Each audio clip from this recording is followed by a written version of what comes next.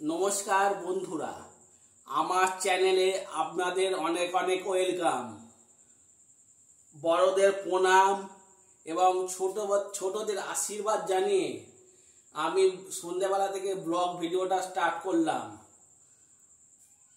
আরজি করে কি ঘটনা ঘটে গেল আপনারা নিশ্চয়ই খবরের কাগজ বিভিন্ন মিডিয়ার মাধ্যমে জেনেছেন। নৃশংসভাবে ডাক্তার, মহিলা ডাক্তার মৌমিতা দেবনাথকে নৃশংসভাবে মার্ডার হতে হলো। এখন অপরাধীরা খুল্লম খুল্লা ঘুরে বেড়াচ্ছে, তারা এখনো পুলিশের জালে ধরা পড়ছে না। আমার বিশ্বাস আজ না হলে কাল অপরাধীরা ধরা পড়বেই। নির্ভয়া কাণ্ডে যেমন ঘটনা ঘটেছিল, নির্ভয়াকে ধর্ষণ করে তারপর খুন করা হয়েছিল, কিন্তু আরজি করের ঘটনাটা তার বিপরীত। প্রথমে তাকে মার্ডার করা হয়, মার্ডার করে তারপর ধর্ষণ করা হয়, তারপর সেমিনার রুমে হলে রেখে দেয়া হয়। কেন খুন হলো ডাক্তার মৌমিতা কুণ্ডু? আপনাদের মধ্যে সবার মধ্যে কোশ্চেন আসতে পারে, আমার মধ্যেও এসেছে। ওই ডাক্তার মৌমিতা কুণ্ডু সব কিছু তথ্য জেনে ফেলেছিল, তাই তাকে মরতে বাধ্য করা হলো। এটা একদিনে মার্ডার হতে হয়নি, অনেক দিনের পরিকল্পনা অনুযায়ী তাকে নৃশংসভাবে খুন করা হয়েছে। প্রথমে মারা হয়েছে, পাশবিক মানে সারা শরীরে আঘাতের চিহ্ন ছিল, এমন মেরে চোখও পর্যন্ত ছাড়েনি, চোখ দিয়েও গল গল করে রক্ত বেরিয়েছে।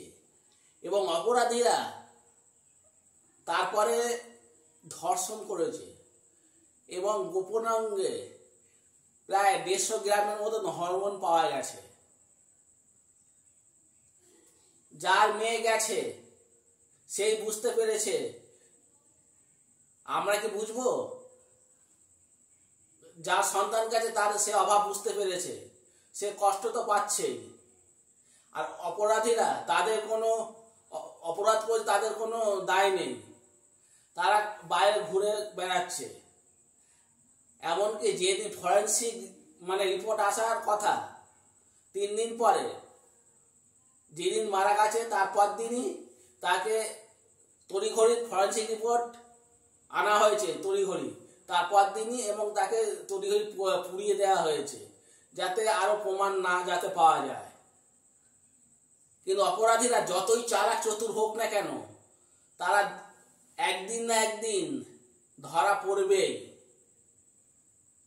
এই নৃশংসতা মানা যায়?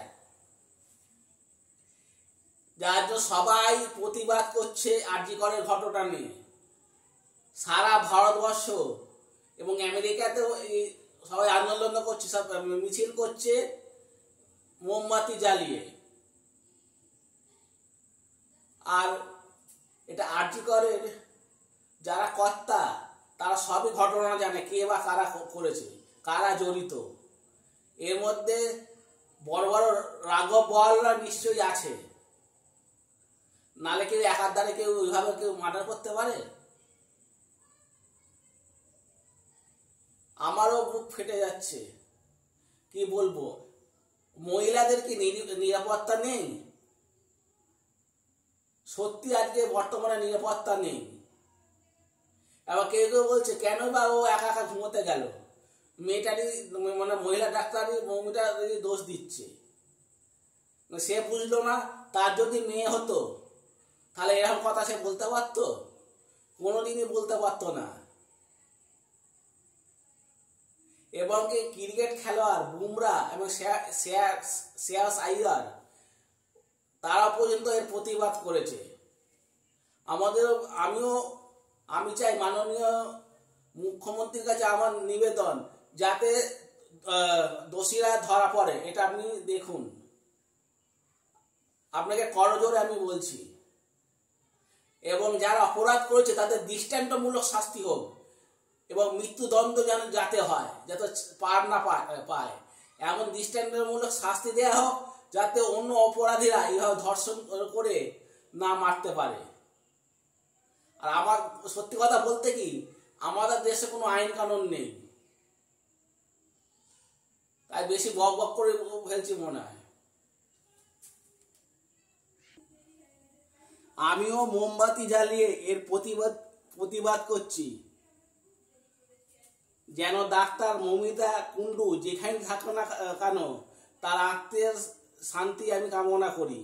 যেখানে থাকুক ভালো থাকুক এবং অপরাধীরা শিগগিরই ধরা পড়ে যাক, তাহলে আমরা সবাই দেশবাসীরা খুশি হব।